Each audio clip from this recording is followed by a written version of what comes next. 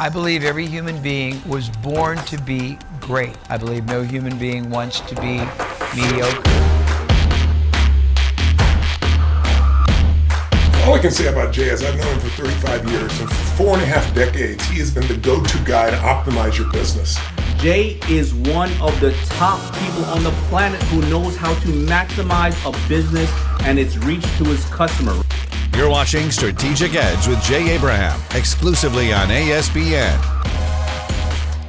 Hey everyone, Jim Fitzpatrick. Thanks so much for joining me on another edition of Strategic Edge with Jay Abraham. I am joined now by Jay Abraham. Jay, thank you so much for joining us once again on the Strategic Edge. I know that our viewers and our subscribers get so much out of your segments here on ASPN.com. So thank you again for joining us. It's always my pleasure, and it's gratifying to see that people are really understanding and doing some things with our message. So I appreciate the opportunity. Jay, most small business owners I know have some number in their head for how much cash they should really keep in reserve, but it usually comes from a gut feeling, not a calculation. What's wrong with that approach? Well, it's a defensive move, and they're not really correlating it to any factors that really are going to really impact it. So, the point is, why do you arbitrarily want a certain amount? It's got to have some correlation to some kind of let me say it again.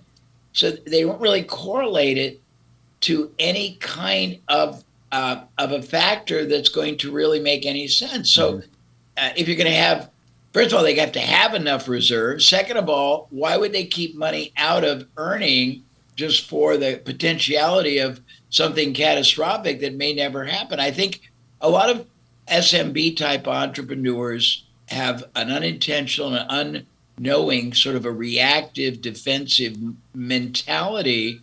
And that would really correlate very, very well with that kind of an attitude that I have to have a lot of reserves.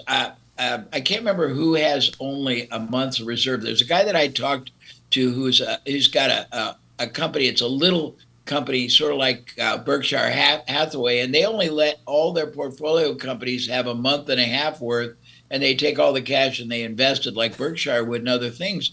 But they want people to be lean and focused on generating the revenue, not being complacent at all. Yeah. But I think if you're going to have reserves, you have to have, what's the correlation? Let me try to explain it differently because I may not be making sense.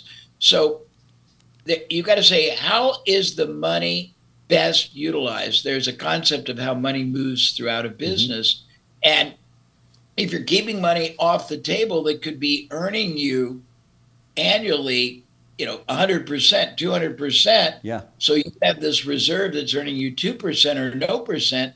That's illogical. The first thing is, do you need to hold the money, or are you better off deploying the money in areas that are going to bring back either significant one-time or recurring revenue? What's the yield that you're not getting on the money holding on to it versus deploying it? And then I always go into the concept of optionality. What are the other ways that money could be deployed? And do you really need it, or do you really need some other kind of a access, a line of credit, a factoring arrangement? There's so many higher and better alternatives that a lot of smaller businesses don't even think about. We always have a reserve in our company, but that reserve gives its life all the time to marketing or advertising that brings back multiples. We can deploy $20,000, $30,000 and bring back 300,000. Why would I want to keep that from being deployed just worrying about a rainy day? I'm better knowing that if I'm going to have a rainy day, the bank will give me a line that I can get my $50,000 or $100,000 of overhead. I just think that it's a tactical and it's a reactive sort of an attitude. I don't know if that's too confusing or not. No, I totally understand that. And we, in our businesses, we're always wondering what's that perfect dollar amount, because I agree with you. We'd much rather reinvest our dollars on hand into the things that are going to make us money. It's just sitting there in the bank to say, well, we have this reserve so we can sleep better at night. God forbid something happens and there's a tragedy. At least we can make payroll for the next couple of weeks, or I should say the next couple of months, and we we can pay our rents and everything else. And what if somebody were to keep a reserve, or at least have a place they can go, whether it be a line of credit that they've got or cash reserves on hand, or something that's liquid? I think with most businesses, if you have 3 months worth of reserves, that should be adequate. And then it's gonna have a couple of variations, because it depends on how your business monetizes. Do you monetize by spending money on advertising? Do you monetize by salespeople? Do you monetize by having distribution channels feed you, so there's very little cash that has to be expended?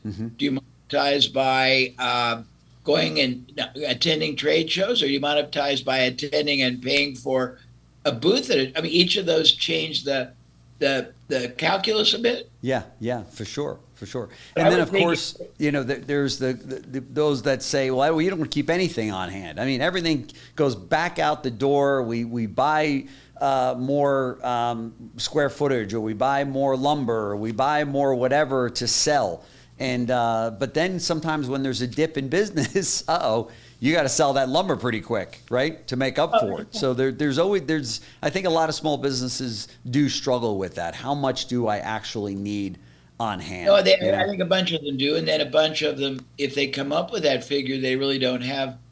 They operating the business for growth is constrained by basically adhering to that reserve figure. So I think you have to think about it. I've always talked about a business being a hedge fund, and you got all these allocations of opportunity, resource, capital, and all kinds of things.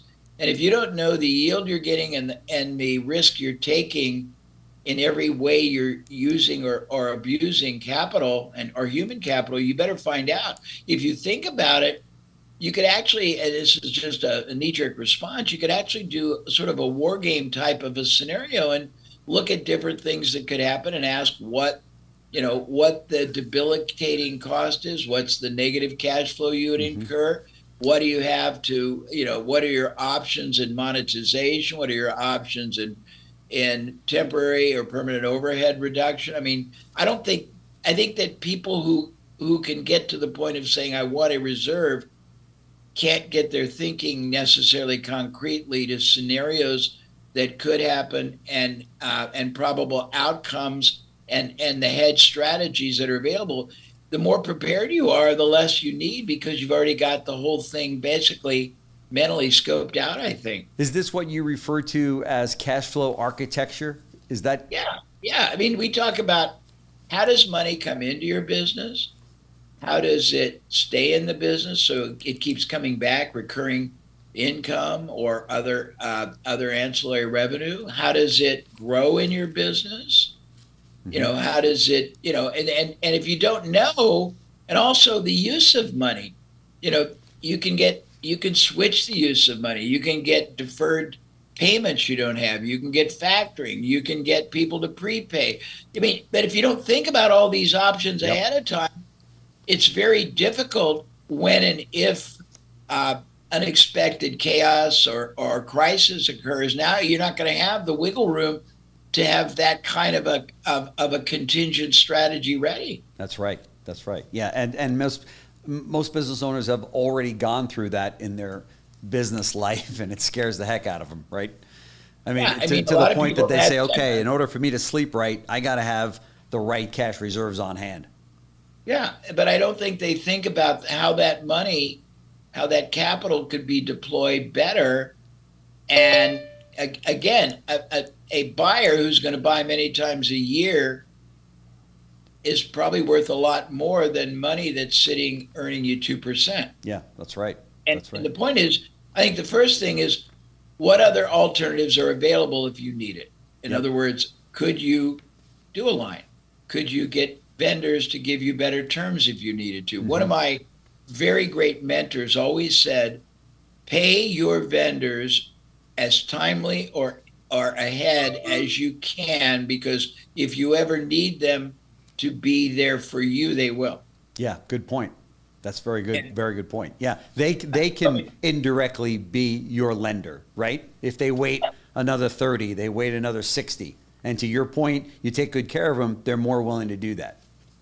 I mean, and the key is how it all depends on the dynamic of the type of business, but how much are you dependent on a vendor? How much are you dependent on media? How much are you dependent on on salespeople? How much are you dependent on distribution channels? How much are you dependent on trade shows? And if you look at all the dependencies, and then you say, what could go wrong? And then you have to ask, what's plan B and C and D? A lot of people have had very, very shocking challenges when they change the algorithm on Meta. I've got people that have just been cut off for reasons they don't even know, and that was 70% of their revenue. So if you don't always think ahead in terms of what will happen, not what could happen, but what will happen if any of these occur, and you don't already have it planned for and well hedged, then I would say shame on you, because that deserves certainly as much time as you would spend watching Netflix or That's right. Something like that. And I don't think it's that hard to do, but I don't think many people do it, Jim. I agree. And as we both know, that experience tells us that the last, if you're going to be going to a bank or a lender to open up a line of credit, the last thing you want to do is to go when you absolutely need it, right? Because chances are the bank is looking at your account. They know your business sometimes better than you do. And now they're not as apt to give you that line of credit or that extra loan that you so desperately need. Go lock in those lines in advance. You'll never get it when you need it. Yeah. You get it when you don't need it. Also, one of the things, and this is a discussion we can have in another show, I teach how to multiply the multiple your business is worth and thus would sell for. And there's 4 categories, but one of them is reducing your concentration risk. Mm-hmm. That alone is a great hedge for having cash flow difficulty. Mm-hmm. If your revenue is coming from one source or one person, if you're a small business, maybe you have one salesperson. If he or she leaves, you're screwed.